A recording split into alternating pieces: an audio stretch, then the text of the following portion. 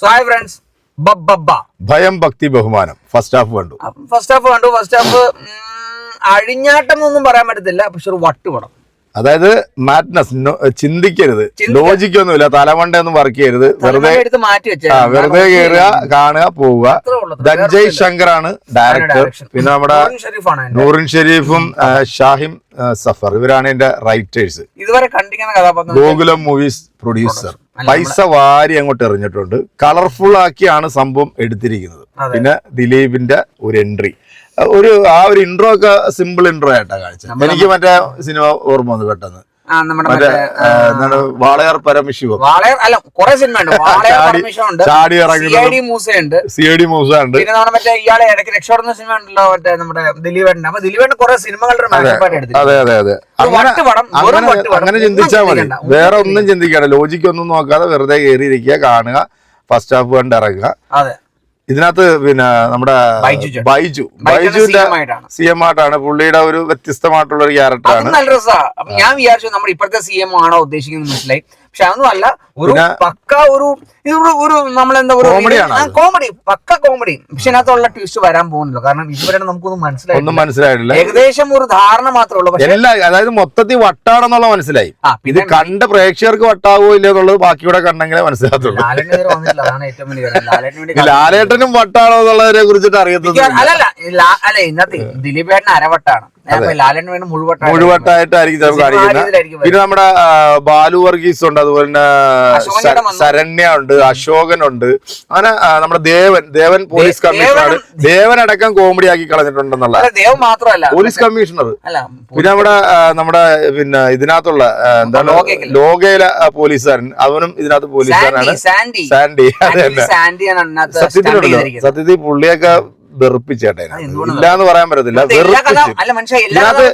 ഇതിനകത്ത് നമ്മുടെ സെന്തില് ഒരു ന്യൂസ് പിന്നെ മേക്കറായിട്ടാണ് അവൻ വന്നിരുന്നോണ്ട് വാർത്ത വായിക്കുന്നതും വെറുപ്പിക്കലാണ്. മൊത്തത്തിൽ ഞാൻ പറഞ്ഞില്ലേ, ഒരു മാഡ്നസ്, വട്ടുപടം എന്ന് പറയാൻ പറ്റത്തുള്ളൂ. പ്രത്യേകിച്ച് കഥയും കാര്യങ്ങളും ഒന്നുമില്ല, ഇതുവരെ ഒരു ലോജിക്കും കിട്ടിയില്ല. പക്ഷെ നായികയൊന്നുമില്ല അതിനകത്ത്, ഇതുവരെ വന്നിട്ടില്ല.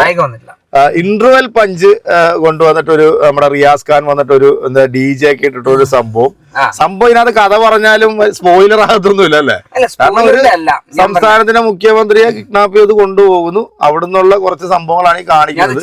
പിന്നെ നമ്മള് ധ്യാന്റെ പറഞ്ഞില്ല. അല്ല, അതാ പറയാം, ധ്യാൻ വരാനുണ്ട്. ധ്യാന്റെ വോയിസ് ഓവർ മാത്രമേ കിട്ടുള്ളൂ. അതെ, ധ്യാന് കൈയടിയാണ്, ശ്രീനിവാസിന്റെ കൈയടിയാണ്. പക്ഷെ സംഭവം നമ്മൾ ചിന്തിക്കാതെ ചുമ്മാ കയറി ഒരു ലോജിക് ഇല്ലാതെ കുട്ടികളായിട്ട് എൻജോയ് ചെയ്യാൻ പറ്റുന്ന രീതിയിലാണ്. എൻജോയ് ചെയ്യാൻ വേണമെന്ന് വെച്ച് കഴിഞ്ഞാൽ ഇപ്പൊ ഞാൻ പറഞ്ഞില്ലേ, നമ്മളെ ലാലേട്ടൻ നേരത്തെ പറഞ്ഞ പോലെ നിങ്ങളെ തലച്ചോറൊക്കെ മാറ്റി വെക്കുക, വേറെ ചിന്തിക്കരുത്. ചിന്തിച്ചു കഴിഞ്ഞാൽ സിനിമ തലച്ചോറ് നിങ്ങൾ വീട്ടിൽ കൊണ്ട് വെച്ചിട്ട് വേണം സിനിമ കാണാനായിട്ട്. അങ്ങനെയൊക്കെ ഉണ്ടായാലും സിനിമ കാണാൻ പറ്റില്ല, അല്ലെങ്കിൽ സിനിമ സൂചിക്കത്തില്ല. അതല്ല, വട്ടുപടം കേട്ടോ, എനിക്ക് വട്ടുപടമായിട്ടാണ് ഫീൽ ചെയ്ത്.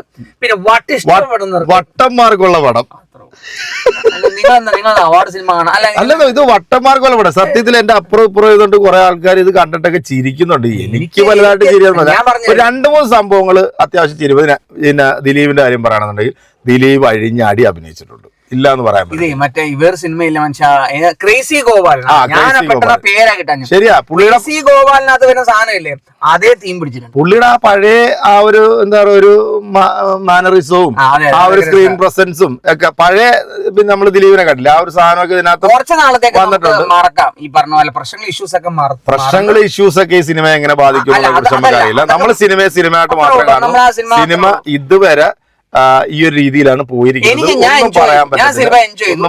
ലോജിക് ഇല്ലാതെ കാണണം. പിന്നെ നിങ്ങൾ ചിന്തിക്കുകയാണ് ഈ സിനിമ എന്തുകൊണ്ട് ഇങ്ങനെ വന്നു, അങ്ങനെ വന്നു. അങ്ങനെയാണെങ്കിൽ സിനിമ തിയേറ്ററിലേക്ക് എന്താണെങ്കിലും ഫസ്റ്റ് ഹാഫ് ഇങ്ങനെയാണ്. ലോജിക്ക് ചിന്തിച്ച് വരുന്നവർക്ക് ഈ സിനിമ തിയേറ്ററിൽ കയറിയിരുന്ന ഒട്ടും സൂചിക്കത്തില്ല. ലോജിക്ക് ഇല്ലാതെ തലവണ്ട മാറ്റി വെച്ചിട്ട് വന്ന് കാണുകയാണെങ്കിൽ ഓക്കെ ആവും. പിന്നെ ഇതിന്റെ ഒരു എന്താ പറയാ, BGM, അതുപോലെ ബാക്ക്ഗ്രൗണ്ട് സ്കോർ, ആ ഒരു സംഭവമൊക്കെ തന്നെയാണ്. ദളപതി ഫാൻസിനെ കാണിക്കുന്നുണ്ട്, ലാലേട്ടൻ ഫാൻസിനെ കാണിക്കുന്നുണ്ട്. അതെ, പഴയ കുറെ പാട്ടുകളൊക്കെ. എന്താണെങ്കിലും എന്താ പറയാ, വട്ടന്മാർക്കുള്ള വട്ടുപടം വന്ന് കാണുക. ഞാൻ സെക്കൻഡ് ഹാഫ് കൂടെ കണ്ടിട്ട് നമ്മുടെ ലാലേട്ടൻ മുഴുവട്ടാണോ അരവട്ടാണോ ഉള്ളതിനെ കുറിച്ചിട്ട് അറിയണമെന്നുണ്ടെങ്കിൽ സെക്കൻഡ് ഹാഫ് റിവ്യൂ കൂടെ നിങ്ങൾ കാണുക. അപ്പൊ നമ്മൾ പെട്ടെന്ന് വരാം. ഓക്കെ.